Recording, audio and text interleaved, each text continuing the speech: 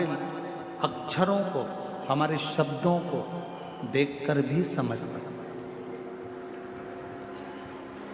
ब्रह्मा जी ब्रह्मलोक में, भगवान विष्णु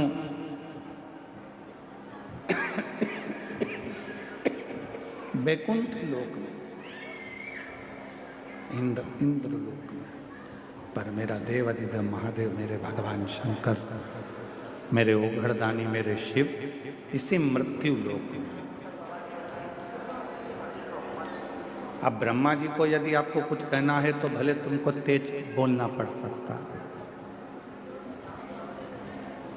भगवान विष्णु जी को अगर कुछ कहना है तो हो सकता है कि आपको तेज बोलना पड़ सकता है।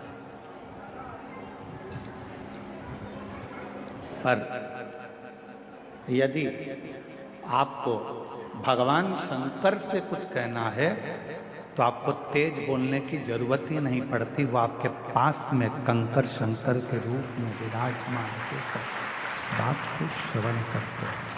बिल्कुल नजदीक में पहुंचकर, नजदीक में बैठकर उस कथा को श्रवण करते हैं, उस बात को श्रवण करते हैं।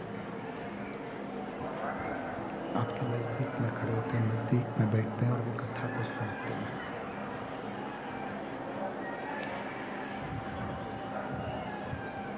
शिव नजदीक में है, भगवान शंकर नजदीक में है, शिव नजदीक में है, भगवान शंकर नजदीक में है। शिव की कथा कर रही है, भगवान शंकर का चरित्र कह रहा है, शिव महापुराण की कथा कर रही है।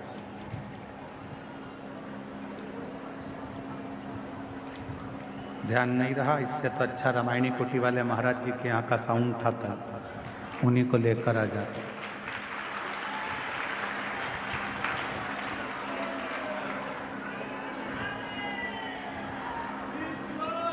शिव को, भगवान शंकर को, देवाधिदेव महादेव को बहुत दूर ढूंढने की जरूरत नहीं। ये कल भी कथा में कहा था, आज भी कथा में कर रहा हूँ, अभी भी कथा में कर, बहुत जाने की जरूरत नहीं पड़ती। शंकर को ढूंढने के लिए बहुत दूर, शिव को ढूंढने के लिए बहुत दूर जाने के लिए जरूरत नहीं पड़ा। शिव हमारी श्वासों में, शिव हमारी रोमावली में, शिव हमारी धड़कनों में, शिव हमारे रोमों में समाहित है।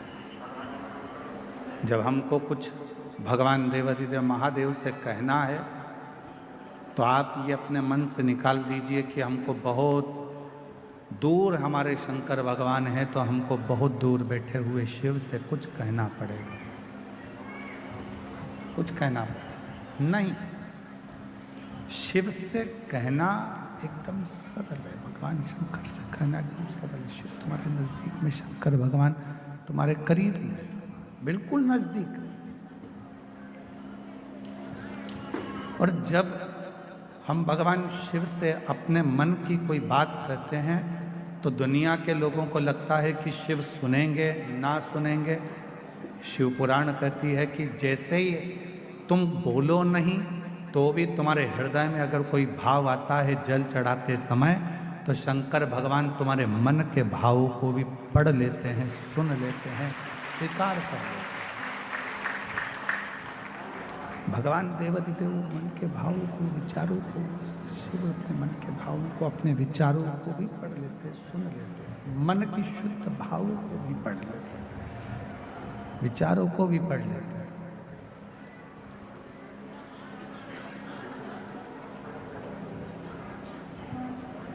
कोई